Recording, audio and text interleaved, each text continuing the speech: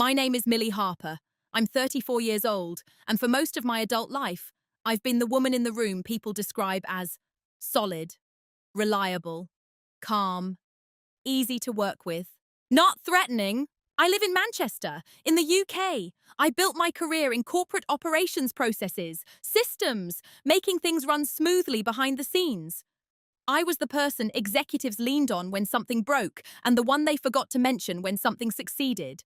If you'd asked my former colleagues about me a few years ago, they would have said I was competent, organized, great support, but never leadership material.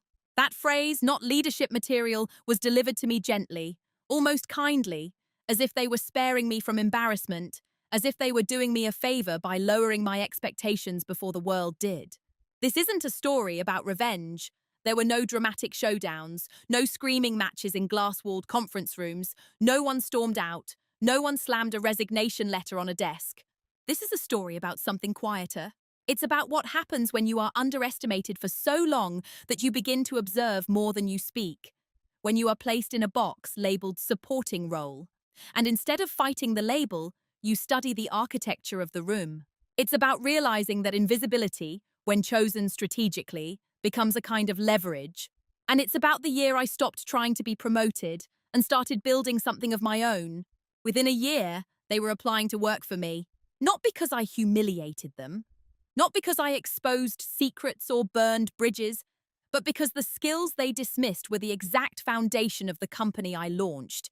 I'm going to tell you exactly how it unfolded slowly, honestly, without exaggeration. I'll tell you where I stayed too long, where I doubted myself, where I mistook politeness for respect.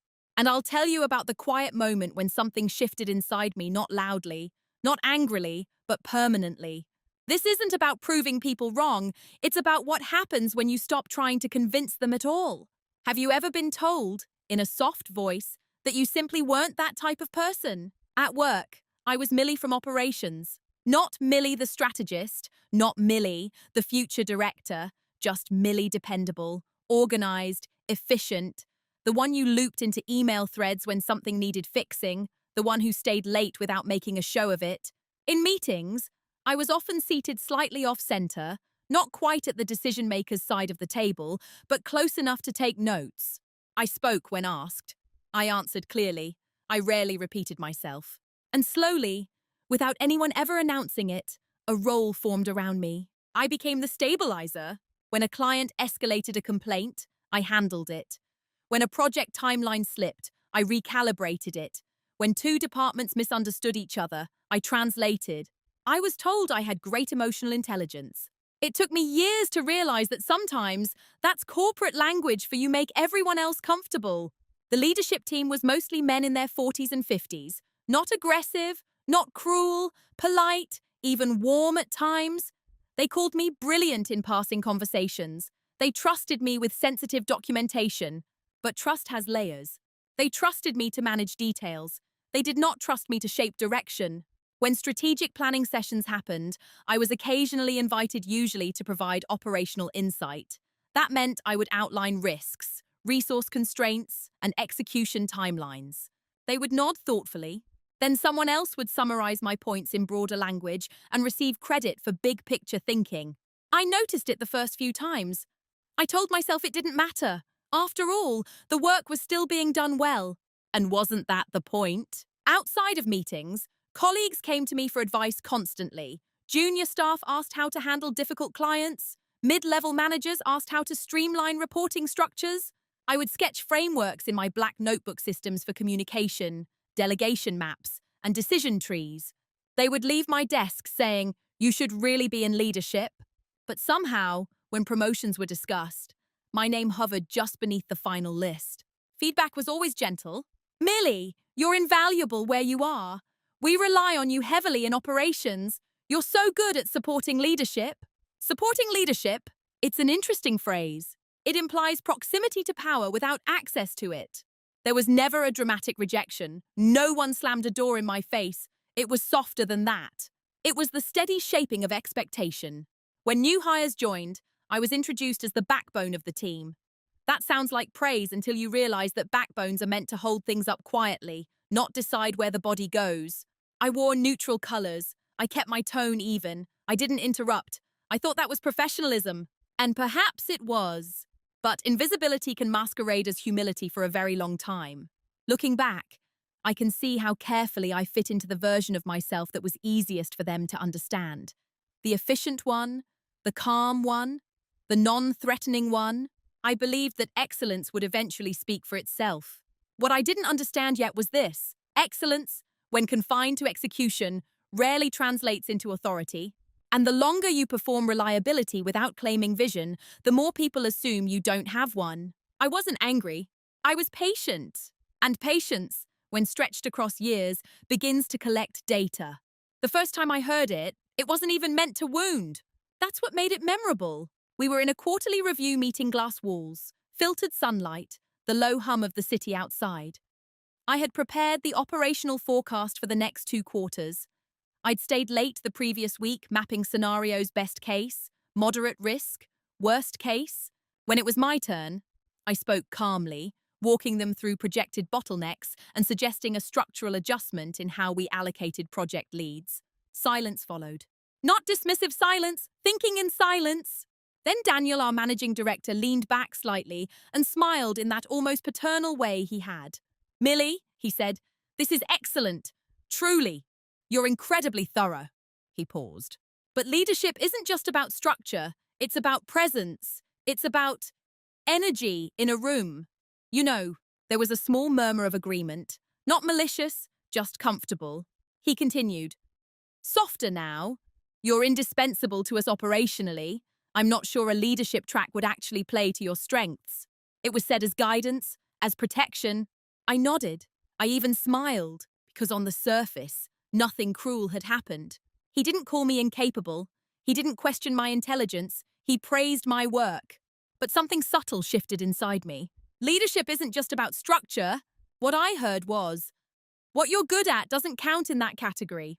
What I heard was, we've already decided who feels like a leader, and you don't. The meeting moved on quickly. Another colleague presented a broad growth vision. It was abstract, confident, less detailed than mine. The energy in the room lifted.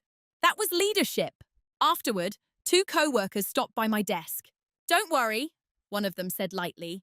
"You're too valuable where you are anyway." Too valuable where you are? It's fascinating how often that phrase is used to anchor someone in place.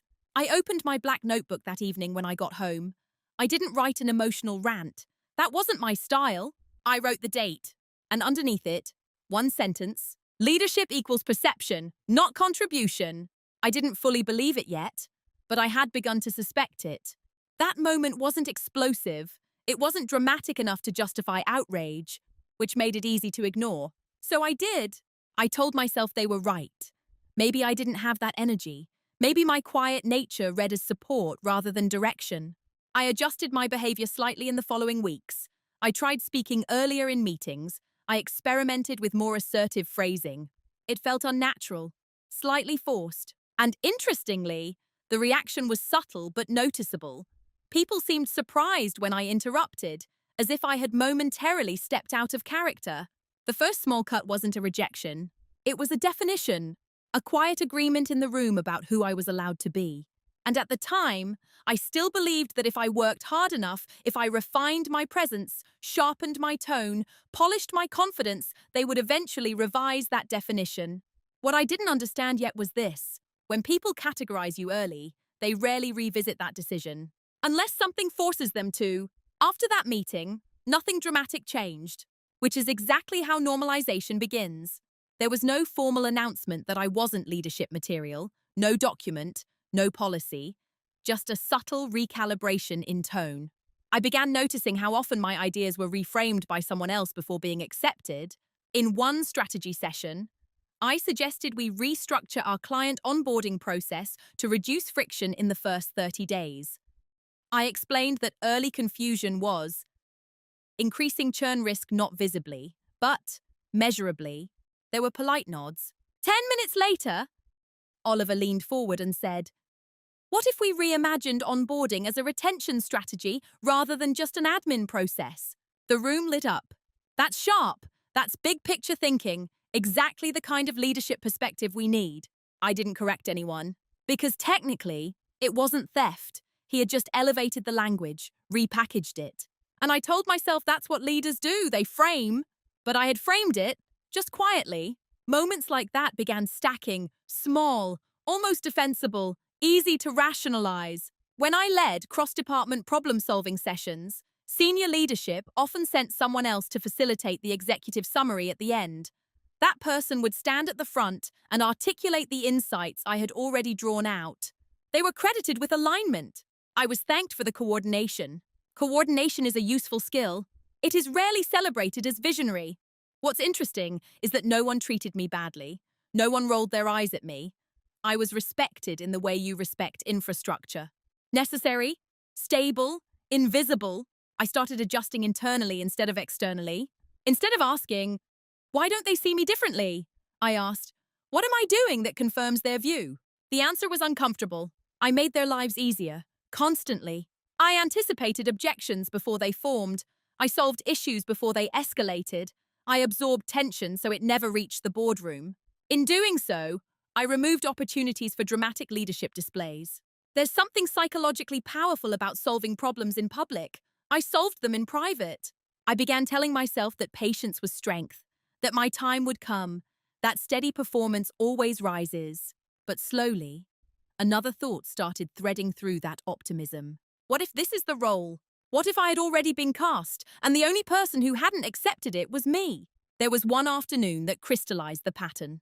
We were reviewing candidates for a new department head. I had been informally mentoring half the team already. I knew the systems better than anyone. I understood the pressure points. My name wasn't on the shortlist. When I gently asked Daniel afterward, he looked genuinely surprised. "Oh, Millie," he said kindly, "we need you stabilizing operations. This role is more outward-facing, it's political, it requires a certain edge." A certain edge? I nodded again. I always nodded. That evening, I didn't write a sentence in my notebook. I wrote a pattern. 3 columns. Column 1, contribution. Column 2, recognition. Column 3, attribution. And I began filling them in with dates, instances, context. Not emotionally, structurally. I wasn't documenting injustice. I was mapping dynamics. There's a difference. I still wasn't angry, but I was becoming aware of something more dangerous than anger clarity. Clarity that respect without authority has limits. Clarity that being indispensable can quietly disqualify you from advancement. Clarity that invisibility, when repeated often enough, becomes identity in other people's minds.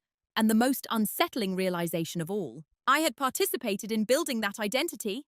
There's a moment when you stop asking what's happening and start recognizing the script. For me, that moment didn't arrive with confrontation, it arrived with repetition. By year 5 at the company, my role had expanded in responsibility, but not in authority. My job title changed twice.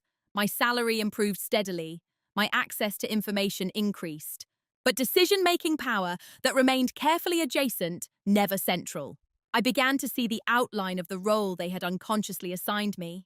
I was the stabilizer, the emotional shock absorber, the quiet executor who ensured that bold, sometimes reckless ideas didn't collapse under their own weight. In meetings, when discussions became tense, eyes often shifted toward me. Not because I was the loudest voice, but because I was the most composed. "Millie, what do you think?" What they meant was, translate this into something workable. And I always could. I could break down ambition into process. I could convert vision into timelines. I could foresee resource strain before it became visible.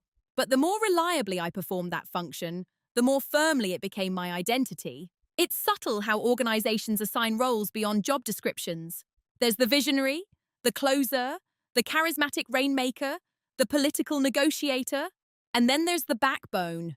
Backbones are critical, but they aren't positioned at the front. I remember one executive off-site in particular, a countryside hotel, minimalist conference rooms, curated team-building exercises. We were split into groups to outline the company's 3-year expansion strategy. I was placed in a group with 2 directors and a senior consultant. As we worked, I noticed something familiar. The directors brainstormed expansively new markets, aggressive growth targets, bold partnerships. The consultant contributed metrics and data projections. And I, almost reflexively, began outlining the operational risks and mitigation frameworks. No one asked me to. I stepped into the role automatically. Halfway through the exercise, I paused internally. What would happen if I didn't? If I didn't stabilize? If I didn't organize their ideas into something safe? The room would feel less controlled, less grounded. And perhaps that discomfort was precisely what leaders were allowed to tolerate, even create. When we presented our strategy to the larger group, one of the directors summarized it confidently. He highlighted the bold expansion angles, the ambition, the courage. The mitigation plan, the part I built, was referenced briefly as operational groundwork. Afterward, during informal drinks, someone clinked their glass lightly and said to me, smiling, "We'd be lost without you. Millie, you keep us sane." It was meant as praise, but praise can sometimes double as containment. You keep us sane? Not you set direction, not you lead vision, not you move us forward. You stabilize us. That night in my hotel room, I sat on the edge of the bed and stared at my reflection in the dim mirror light. I wasn't invisible because I lacked capability. I was invisible because I performed the role so flawlessly that no one needed to imagine me elsewhere.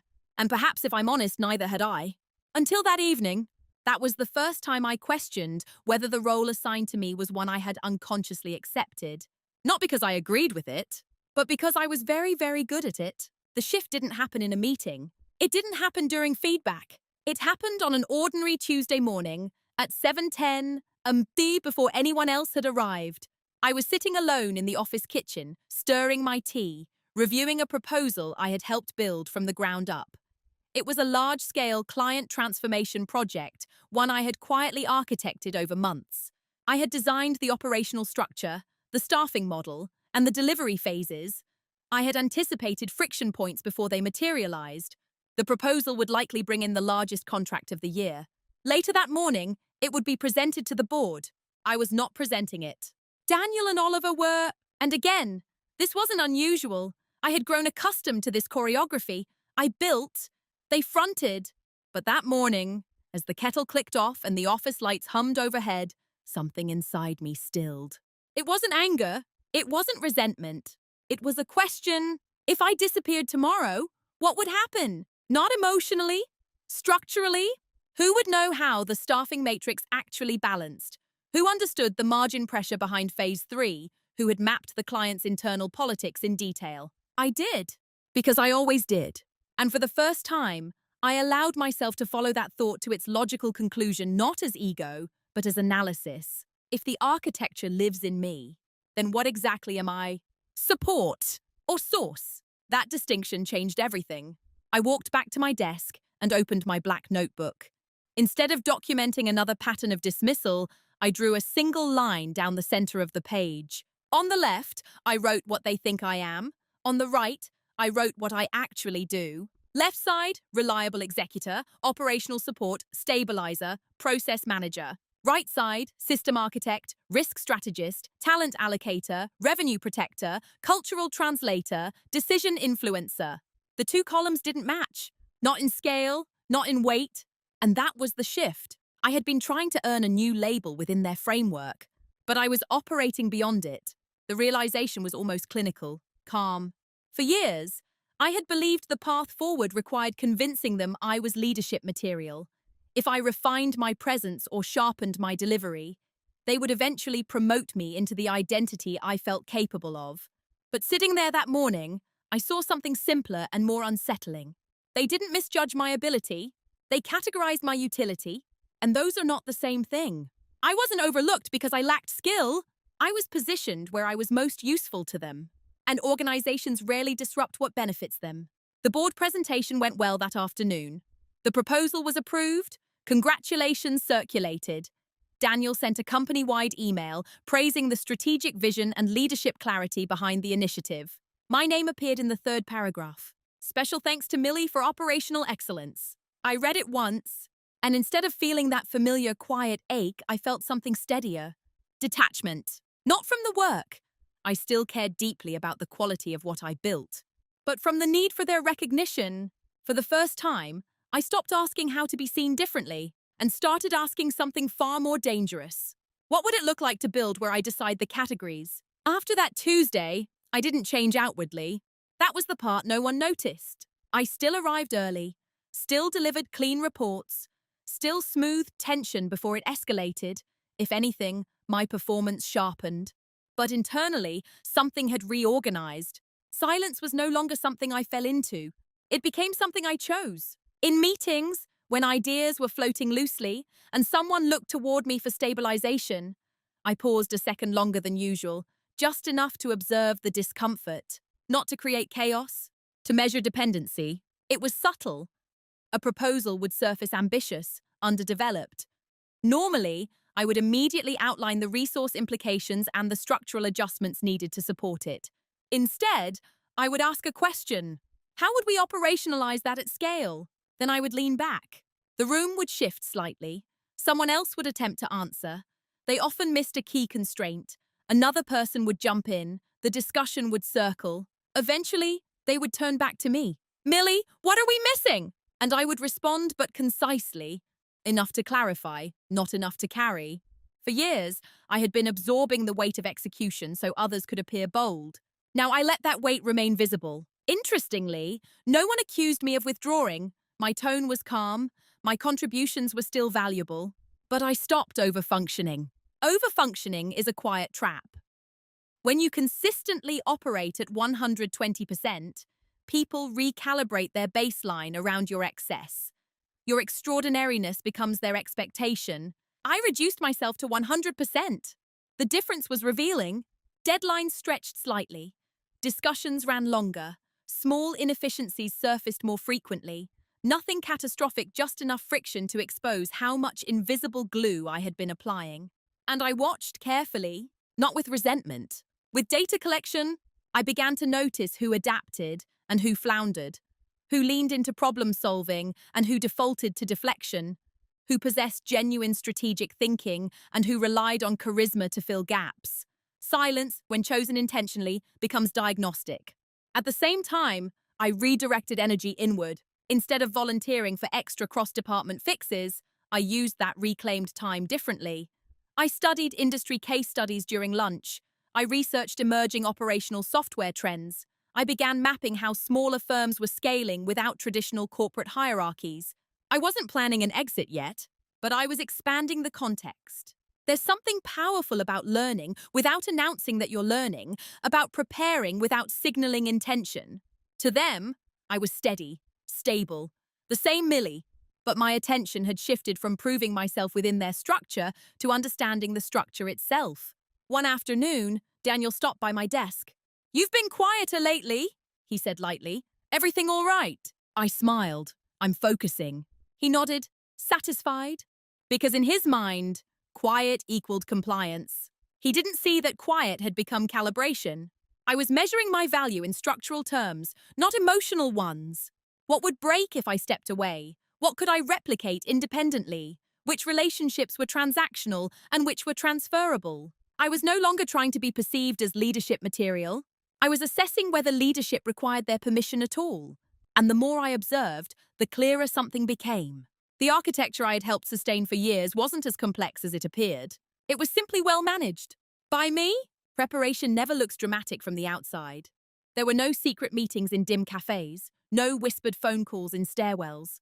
From their perspective, I was consistent, reliable, slightly quieter than usual, perhaps, but still deeply engaged. What they never noticed was where my attention had moved. For years, I had built systems for one company. Now, I began mentally rebuilding those systems without it. I started with observation. Which clients generated the highest margin relative to complexity? Which services created dependency instead of one-off transactions? Where did inefficiency hide beneath tradition? I already knew the answers. I had been documenting them for years in my black notebook. But this time, I analyzed them through a different lens. If I were building this from scratch, what would I keep and what would I discard entirely? I realized something quietly revolutionary. The company's competitive advantage wasn't its brand prestige. It wasn't even its leadership. It was its operational coherence. And that coherence had my fingerprints on it. I didn't own the clients. I didn't own the logo. But I understood the mechanics more intimately than anyone else. So I began studying the external market more deliberately. Evenings became research sessions. I mapped out independent consultancies that had spun out of corporate structures. I examined how boutique firms positioned themselves as agile alternatives to larger, slower organizations. I wasn't looking for inspiration. I was looking for proof. Proof that scale wasn't the only path to authority.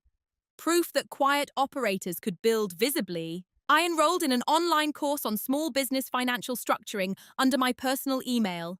No announcement, no LinkedIn update. I met with a former colleague for coffee who had left 2 years earlier to freelance.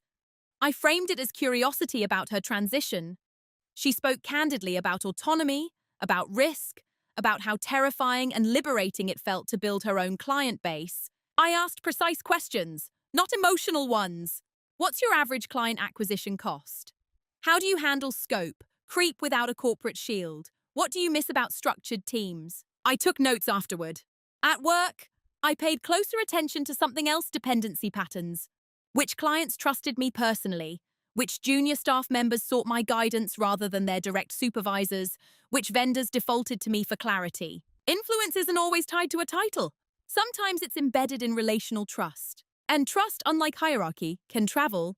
There was one particular moment that clarified this more than any spreadsheet could. A long-term client requested a call to discuss expanding their contract. Daniel was traveling, so I led the initial conversation. Halfway through, the client said casually, "Millie, to be honest, you're the reason we feel confident increasing the scope. You understand how we operate. You make this seamless." He didn't say it as flattery. He said it as fact. And I felt something steady inside me, not pride. Validation of structure. After that call, I didn't rush to tell Daniel. I documented the interaction instead, not to leverage emotionally, to calculate viability, because here was the truth forming quietly beneath everything. I wasn't irreplaceable. No one is. But I was transferable. The systems I built weren't mystical. They were replicable. The clarity I provided wasn't bound to one logo. It was a skill set. And skill sets, when owned, can be monetized independently. They never noticed the shift because I didn't announce it. Preparation doesn't require spectacle. It requires discipline. By the end of that year, my black notebook no longer contained only observations about internal dynamics. It contained frameworks with new headers: possible service model, lean team structure, client onboarding simplified, advisory positioning without hierarchy. I wasn't dreaming.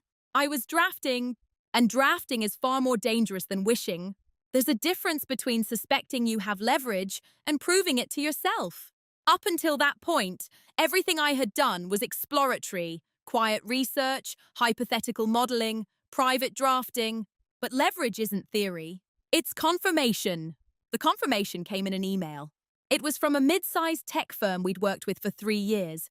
Their COO wrote directly to me, not copying Daniel, not including the broader team. Subject line: quick question. The message was simple. They were considering restructuring their internal operations and wanted my opinion on whether to expand our engagement or bring someone in-house. At the bottom of the email, one line stood out. Off the record, if you were advising us independently, what would you suggest? Independently? It wasn't an offer. It wasn't a proposal. It was a glimpse. I didn't respond impulsively. I drafted 3 versions of a reply before sending a measured, professional answer that remained fully within my current role. But after I hit send, I sat still for a long time, because that question revealed something I hadn't allowed myself to name yet. They weren't loyal to the company. They were loyal to clarity. And clarity had a face. Mine. Over the next few weeks, I paid closer attention to language in client interactions, subtle phrasing, direct outreach, requests for my availability specifically. It wasn't universal, but it was enough. Enough to confirm that my value wasn't purely institutional. It was personal expertise. And personal expertise can detach from infrastructure. That realization was sobering, not thrilling, because leverage brings responsibility. If I left, I wouldn't just be walking away from a title. I would be dismantling relationships that had been built under someone else's banner. And my moral code had always been clear. Never humiliate, never burn unnecessarily. So the question wasn't, can I? It was, should I? I spent several evenings running financial projections alone at my kitchen table. Conservative estimates, worst-case scenarios, savings runway calculations. No fantasy numbers, no inflated optimism.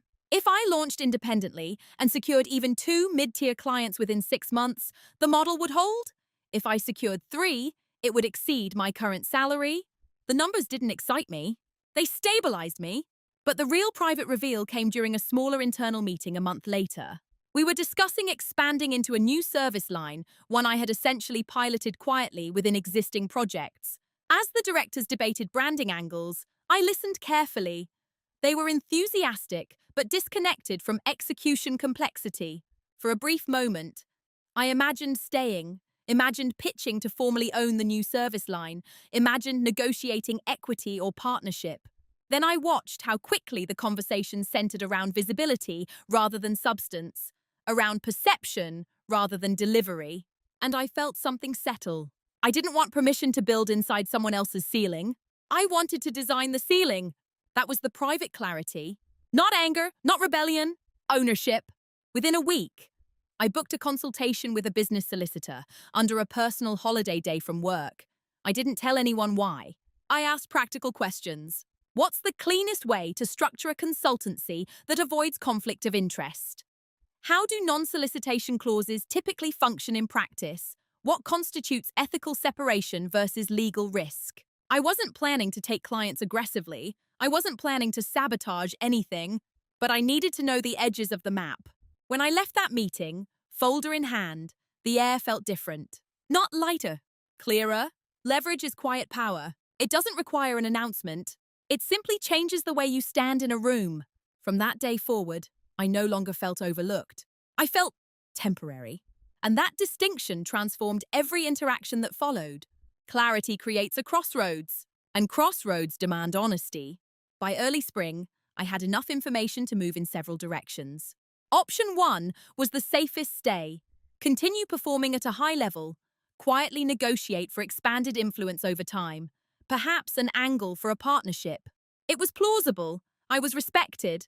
I had tenure. I had leverage, at least internally. Option 2 was subtle repositioning. Reduce effort further. Protect my energy. Treat the role as stable income while exploring small independent advisory work on the side carefully. Cautiously. It would have been strategic. Low risk. Option 3 was irreversible. Resign. Build fully. No dual identity. No safety net beyond savings and skill. For weeks, I didn't decide. I observed myself. Which option felt aligned not with ego, but with integrity? The answer surprised me. It wasn't ambition driving the discomfort. It was misalignment. Staying meant continuing to build value that I no longer wanted to transfer upward, not because they were malicious, but because I had outgrown the structure.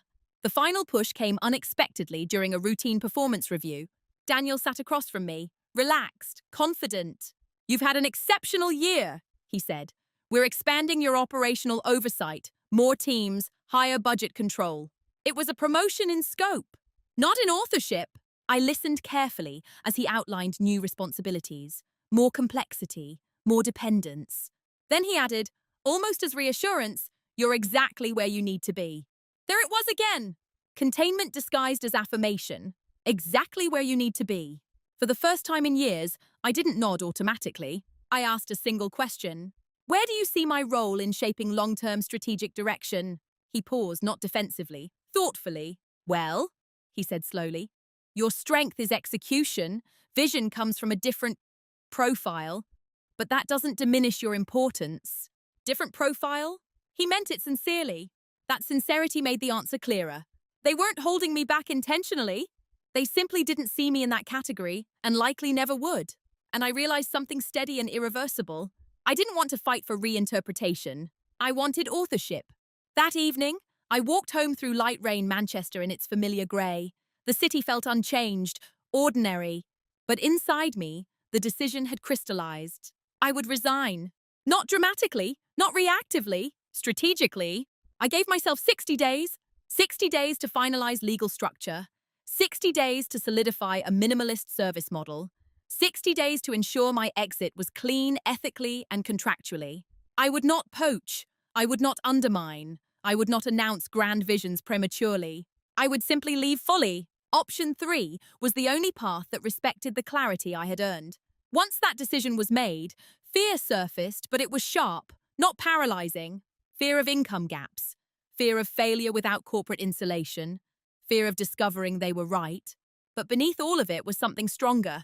If leadership was about authorship, about setting direction rather than stabilizing someone else's, then this was the only honest test. The decision wasn't loud, it was quiet. And once made, it did not waver. Once the decision was made, emotion became secondary. Execution took over. I created a private timeline, precise, unambiguous.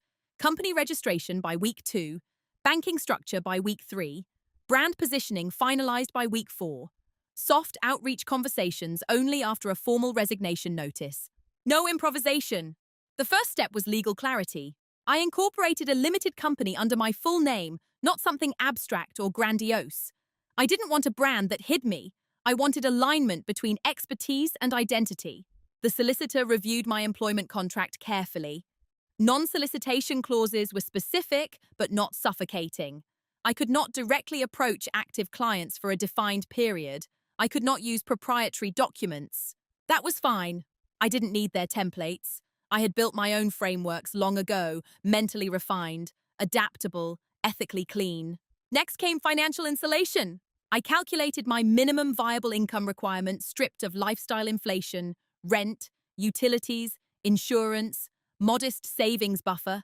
Then I doubled the projected timeline for revenue acquisition. Optimism is dangerous when untested. I chose conservatism instead. At work, nothing changed outwardly. I delivered projects with the same precision. If anything, my documentation became cleaner. I ensured knowledge transfer pathways were transparent. Not because I felt obligated to overperform, because clean exits preserve dignity. I did not hint at dissatisfaction. I did not reduce quality. There's power in leaving without emotional leakage. In quiet moments at my desk, I drafted my service manifesto, 1 page only. Clear operational strategy for scaling firms, lean systems architecture, decision clarity frameworks for executive teams. No jargon, no inflated promises. I didn't want to be everything. I wanted to be precise. I built a simple website late at night. No dramatic launch announcement, just a digital placeholder that articulated value cleanly. Then I reached out to 3 former contacts individuals no longer tied to my current firm. I framed it carefully. I'm exploring independent advisory work later this year. Would you be open to a conversation about market needs? Not a sales pitch, a calibration exercise. All 3 agreed. That was data. At work. Daniel assigned me to oversee the rollout of the new service line we had discussed months earlier. It was almost poetic. I accepted the responsibility calmly. I mapped the rollout efficiently.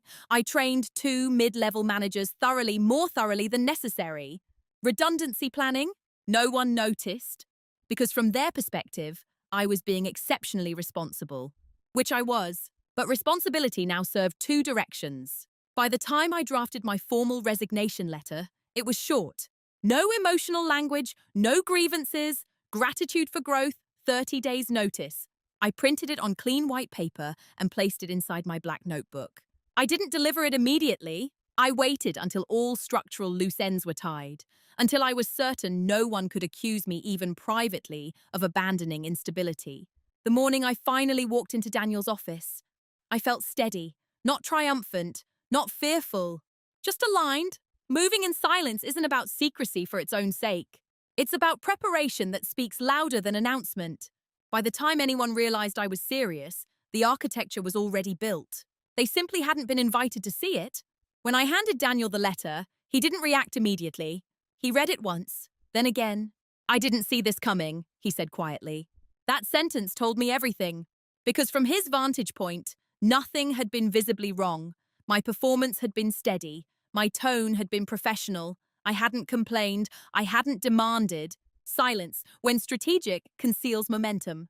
"I've decided to build independently," I said calmly. "Operational advisory, focused and lean." He blinked, not dismissively, but recalibrating. "You're serious?" "Yes." The conversation remained respectful. He asked practical questions about timing. I reiterated my commitment to a clean transition, no client disruption, no internal destabilization. He nodded slowly. "I wish you'd talk to me," he said. "We could have found a path here." I didn't argue. I didn't revisit past conversations about profile or leadership presence. Because this wasn't about negotiation anymore, it was about completion. The news spread through the office within hours. Reactions varied. Some were genuinely surprised, some were quietly impressed, some were subtly skeptical. You on your own, one colleague asked, trying to mask uncertainty as curiosity. I smiled. Yes. There was no need to defend the decision.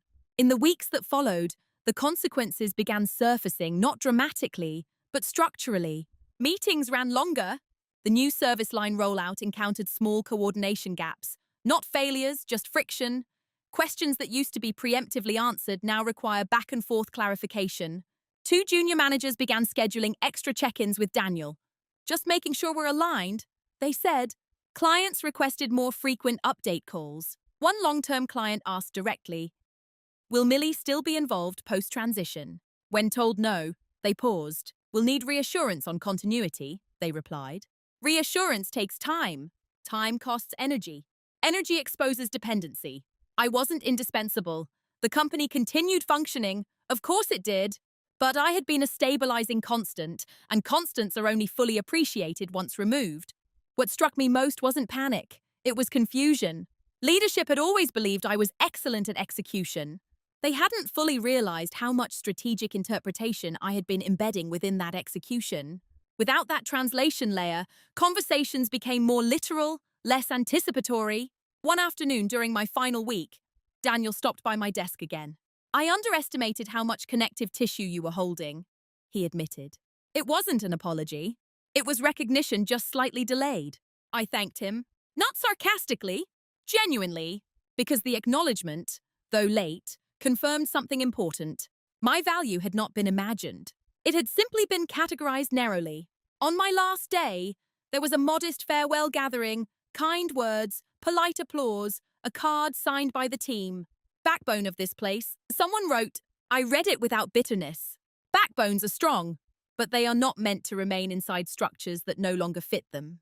As I walked out of the building that evening, carrying only my black notebook and a small box of personal items, there was no dramatic music playing in my head, just quiet awareness. The consequences had begun not as punishment, not as revenge, but as exposure. Exposure of what had always been true. And for the first time in years, I was stepping into uncertainty without waiting to be invited. The first 3 months on my own were disciplined. No grand announcements, no dramatic LinkedIn posts declaring independence. I updated my profile quietly, adjusted the headline, refined the language. Then I worked. 2 of the exploratory conversations I had initiated before resigning turned into formal advisory engagements, modest in scope, clean in boundaries. Both clients were no longer tied to my former firm. It wasn't explosive growth. It was stable traction. By month 4, I was earning slightly less than my previous salary, but with significantly lower structural overhead, no internal politics, no reputational choreography, just clarity of deliverables. Then something shifted externally. A former client of my previous company reached out through LinkedIn. "I heard you've gone independent. Congratulations! If you ever expand capacity, we'd love to speak." I checked the timeline. Their contract with my old firm had ended naturally 2 months earlier. No breach, no solicitation. Just timing. I agreed to a call. They didn't ask about brand positioning. They didn't ask about company size. They asked, "Can you replicate the operational clarity you gave us before?" Yes, I said simply.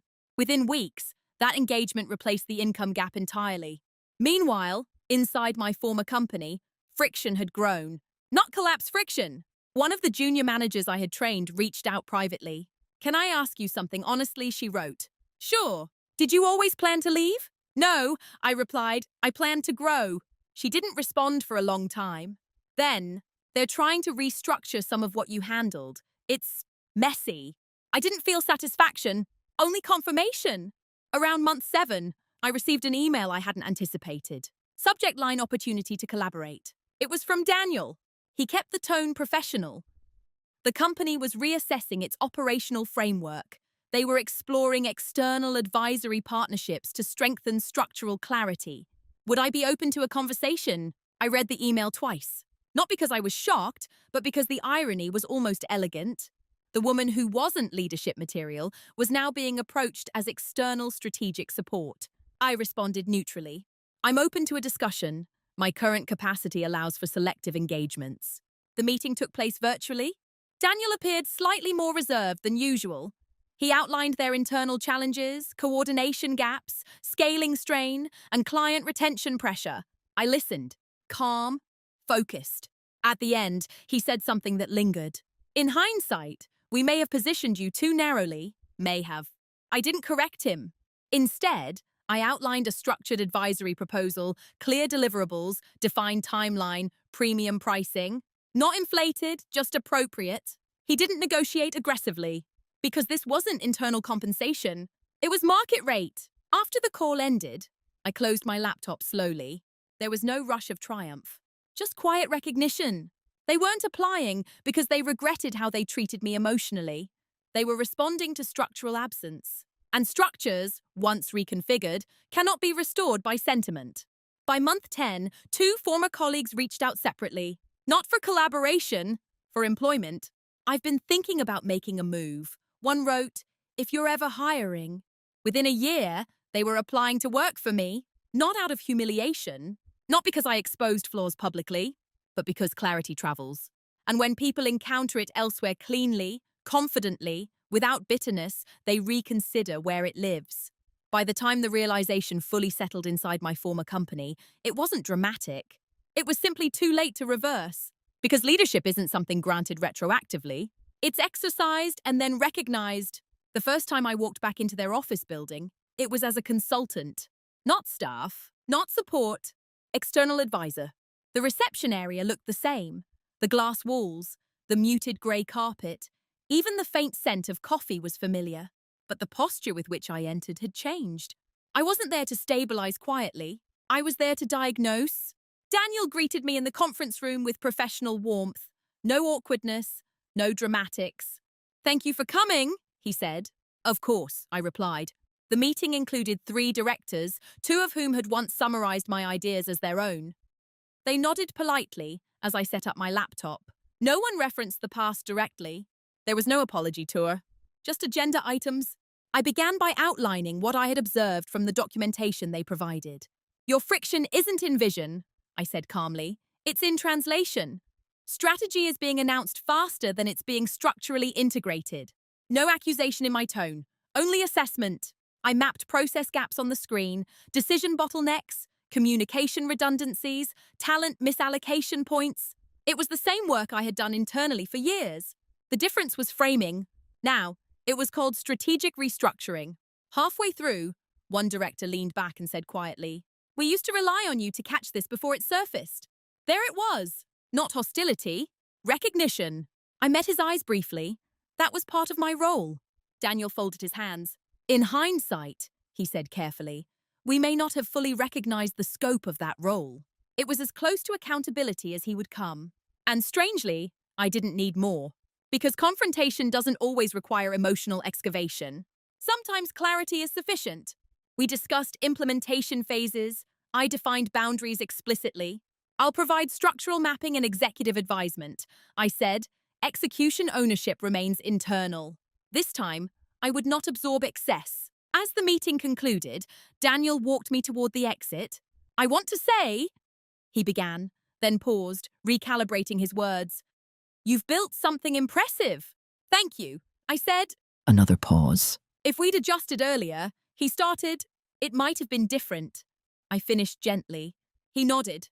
No blame was passed between us. No raised voices, because the truth didn't require heat. They hadn't mistreated me with cruelty. They had limited me with categorization, and I had removed myself from the category. That was the entire story. As I stepped outside into the cool Manchester afternoon, I didn't feel victorious. I felt settled. Confrontation without heat is powerful because it leaves no debris. No bridges burned, no reputations damaged, no humiliation exchanged. Just reality acknowledged calmly. And in that calm acknowledgement, the hierarchy had quietly shifted. Not because I demanded it, but because I built beyond it. It has been a little over a year since I walked out of that office carrying a small box and a black leather notebook. My company is not massive. It isn't flashy. There are no dramatic press features or viral success stories, but it is precise. I work with a curated number of clients scaling firms that have ambition but lack structural clarity. I don't promise inspiration, I promise alignment. And I choose who I work with. That more than revenue is the shift. I am no longer stabilizing ideas I don't believe in. I am shaping frameworks I design intentionally. Within a year, they were applying to work for me. Two former colleagues joined in different capacities, not out of desperation, but because they were curious about building something leaner, more deliberate. We had honest conversations before any offer was made. This won't feel like the old structure. I told them, there's no invisible backbone here. Everyone carries weight. They agreed. Leadership, I've learned, isn't volume. It isn't performance energy in a boardroom. It isn't even charisma. It's authorship. It's deciding the architecture and standing behind it. I haven't become louder. I haven't changed my personality to fit some abstract leadership presence. I still speak evenly. I still prefer thoughtful pauses to quick reactions. I still wear neutral colors most days. The difference is internal alignment. When I walk into a client meeting now, I am not seeking validation from a hierarchy above me. There is no ceiling I'm trying to impress. There is only one responsibility to deliver what I claim I can deliver. And I do. Sometimes I think about the phrase that once followed me quietly, not leadership material. I understand now what they meant. They were describing leadership as they defined it. Visible, energetic, dominant in tone. I simply did not match that template. But templates are contextual. Outside that context, my steadiness became authority. My restraint became clarity. My pattern recognition became a strategic advantage. Nothing about me fundamentally changed. The environment did. Or rather, I chose a different one. I don't resent my former company. In many ways, they sharpened me. They forced me to observe carefully, to measure before acting, to build systems that could withstand scrutiny. But I no longer mistake proximity to power for power itself. And I no longer confuse usefulness with authorship. Who I am now is not louder, not harder, just self-defined. And that makes all the difference. If there's one thing this journey clarified for me, it's this. Being underestimated is not always an attack. Sometimes it's a misalignment of definitions. They said I wasn't leadership material, and within their framework, maybe I wasn't. I didn't dominate rooms. I didn't speak in sweeping declarations. I didn't perform confidence in the way they were accustomed to recognizing it. But leadership is not a personality type. It's authorship. It's the willingness to design a structure instead of simply stabilizing someone else's. For years, I tried to be seen differently inside a system that had already categorized me. I thought excellence would automatically translate into authority. It doesn't. Excellence in execution earns trust. Excellence in authorship requires ownership. The quiet shift wasn't when I resigned. It was when I stopped trying to reinterpret myself through their lens. When I asked, calmly and honestly, if I am already building the architecture, why am I asking permission to lead it? There was no revenge arc, no dramatic exposure, no humiliating triumph. Just clarity, preparation, alignment. Within a year, they were applying to work for me, not because I proved them wrong loudly, but because I built something undeniable quietly. That's the part people rarely talk about. Quiet dominance isn't about intimidation. It's about coherence, about knowing exactly what you bring to a room and choosing rooms that recognize it without distortion. If you're currently in a place where you're valued but not truly seen, I won't tell you to leave immediately. Not every environment requires departure, but I will ask you to examine something gently. Are you trying to earn a new label inside someone else's definition? Or are you ready to define the architecture yourself? I'd love to know, have you ever been told you weren't that type of person for leadership or growth? And did you try to prove them wrong? Or did you choose a different room entirely?